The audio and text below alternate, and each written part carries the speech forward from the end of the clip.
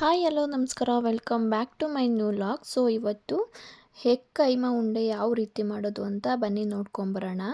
ಅದಕ್ಕೆ ಏನೇನು ಬೇಕು ಅಂತ ಅಂದರೆ, ಫಸ್ಟು ನಾನು ಹುರ್ಗಡ್ಲೆ ತೊಗೊಂಡಿದ್ದೀನಿ, ಒಂದು 3 ಸ್ಪೂನಷ್ಟು. ಅದನ್ನು ರುಬ್ಕೊಂಬರಬೇಕು. ಸ್ವಲ್ಪ ಫುಲ್ಲು ಗ್ರೈಂಡ್ ಆಗೋವರೆಗೂ ನಾವು ರುಬ್ಬಬೇಕಾಗುತ್ತೆ.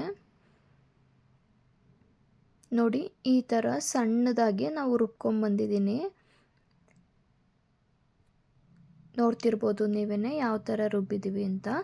ಬನ್ನಿ ಮಸಾಲೆಗೆ ಏನೇನು ಬೇಕು ಅಂದರೆ, ಕೊತ್ತಂಬರಿ ಸೊಪ್ಪು, ಮೆಣಸಿನ್ಕಾಯಿ, ಬೆಳ್ಳುಳ್ಳಿ, ಈರುಳ್ಳಿ, ಶುಂಠಿ, ಚಕ್ಕೆ, ನಾನು 3 ಲವಂಗ ತೊಗೊಂಡಿದ್ದೀನಿ, ಹಾಗೆ ಕಾಯಿ. ನಾನು 3 ಸ್ಪೂನಷ್ಟು ಸಾಂಬಾರು ಪೌಡ್ರು ತೊಗೊಂಡಿದ್ದೀನಿ.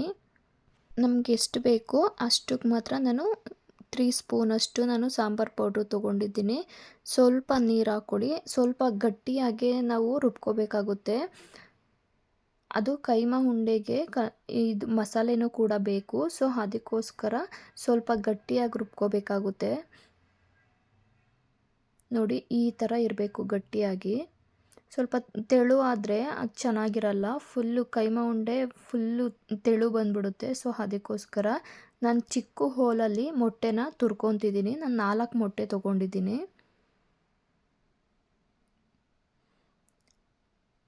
ನೋಡ್ತಿರ್ಬೋದು ನೀವೇ. ದಪ್ಪ ಹೋಲಲ್ಲೆಲ್ಲ ತುರ್ಕೊಂಡ್ರೆ ಫುಲ್ಲು ದಪ್ಪಗೆ ಬಂದುಬಿಡುತ್ತೆ. ಸೊ ಅದಕ್ಕೋಸ್ಕರ ಚಿಕ್ಕ ಹೋಲಲ್ಲಿ ಈ ಥರ ತುರ್ಕೋಬೇಕು. ಉಂಡೆ ಕಟ್ಟೋಕ್ಕೂ ಈಸಿ ಆಗುತ್ತೆ. ಸೊ ಅದಕ್ಕೋಸ್ಕರ ನೋಡಿ, ಈ ಥರ ತುರ್ಕೋಬೇಕಾಗುತ್ತೆ. ಎಷ್ಟು ಸಣ್ಣಗೆ ಬಂದಿದೆ ನೋಡಿ. ಈ ಥರ ತುರ್ಕೊಂಡಿದ್ದಾದಮೇಲೆ ಒಂದು ಬೌಲ್ ತೊಗೊಳ್ಳಿ. ಬೌಲ್ ತೊಗೊಂಡಾದ್ಮೇಲೆ ನಾವೇನು ಕಾರಿಸ್ಕೊಂಡಿರ್ತೀವಲ್ಲ ಅದನ್ನು ಮಸಾಲೆನ ನಾನು 2 ಸ್ಪೂನಷ್ಟು ತೊಗೊಂಡಿದ್ದೀನಿ. ಗರಂ ಮಸಾಲ, ಹಾಗೆ ಧನಿಯಾ ಪೌಡರ್, ಹಾಗೆ ನಾವೇನು ತುರಿದಿಟ್ಕೊಂಡಿರ್ತೀವಿ ಮೊಟ್ಟೆನ ಅದನ್ನು ಕೂಡ ಆ್ಯಡ್ ಮಾಡ್ಕೊಳ್ಳಿ. ನಾವು ಸಪ್ರೇಟಾಗೆ ಕಡಲೆನ ನಾವು ಮಿಕ್ಸಿ ಜಾರಲ್ಲಿ ರುಬ್ಕೊಂಡಿದ್ವಲ್ಲ, ಸೊ ಅದನ್ನು ನಾನು 2 ಸ್ಪೂನ್ ಹಾಕ್ಕೊತಿದ್ದೀನಿ. ಹಾಗೆ ಒಂದು ಎಗ್ನ ಕೂಡ ನಾನು ಹೊಡ್ಕೊಂಡು ಹಾಕ್ಕೊತಿದ್ದೀನಿ.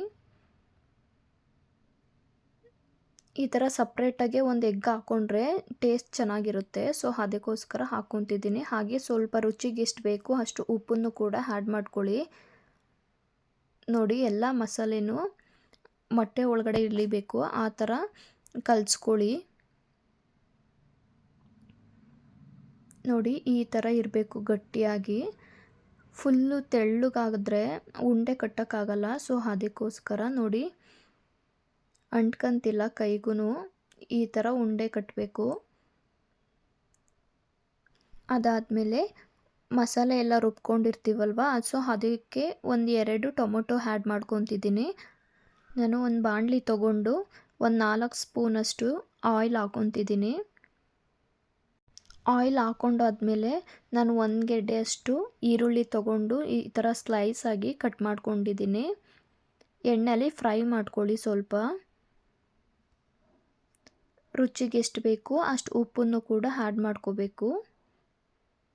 ನೋಡಿ, ಈ ಥರ ಒಂದು 5 ನಿಮಿಷನಾದ್ರೂ ಫ್ರೈ ಆಗಬೇಕು ಎಣ್ಣೆಲಿ. ನಾವು ಮೊದಲೇ ಮಸಾಲೆ ಎಲ್ಲ ರುಬ್ಕೊಂಡಿರ್ತೀವಲ್ವ ಅದನ್ನು ಆ್ಯಡ್ ಮಾಡ್ಕೊಳ್ಳಿ. ನೋಡಿ, ನಿಮ್ಗೆ ಎಷ್ಟು ಬೇಕು ಅಷ್ಟನ್ನು ನೀರು ಹಾಕ್ಕೊಂಡು ನಾವು ಫ್ರೈ ಮಾಡ್ಕೋಬೇಕಾಗುತ್ತೆ.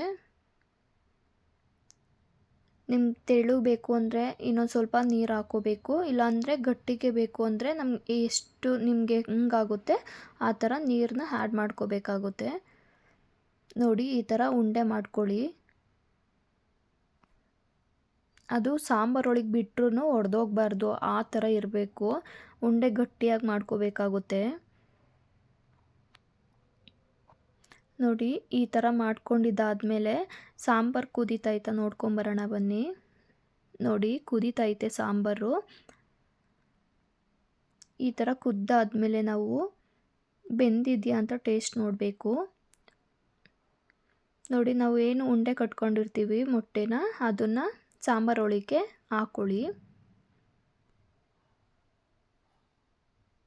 ನೋಡಿ ಎಗ್ ಕೈಮಾ ಉಂಡೆ ರೆಡಿಯಾಗಿದೆ. ಸೂಪರಾಗಿ ಬಂದಿದೆ ಮಾತ್ರ. ಒಂದು 5 ನಿಮಿಷ ಕಡಿಮೆ ಉರಿ ಮಾಡಿಕೊಂಡು ನಾವು ಬೇಯಿಸ್ಕೊಬೇಕಾಗುತ್ತೆ. ನೋಡಿ ಎಗ್ ಕೈಮಾ ಸಾಂಬಾರು ರೆಡಿಯಾಗಿದೆ. ಸೂಪರಾಗಿ ಬಂದಿದೆ ಅಂತಲೇ ಹೇಳ್ಬೋದು. ನಿಮ್ಗೇನಾದ್ರು ಇಷ್ಟ ಆದರೆ ಕಮೆಂಟ್ ಬಾಕ್ಸಲ್ಲಿ ಕಮೆಂಟ್ ಮಾಡಿ. ನೆಕ್ಸ್ಟ್ ವಿಡಿಯೋದಲ್ಲಿ ಸಿಗ್ತೀನಿ. ಅಲ್ಲಿವರೆಗೂ ಬಾಯ್ ಬಾಯ್.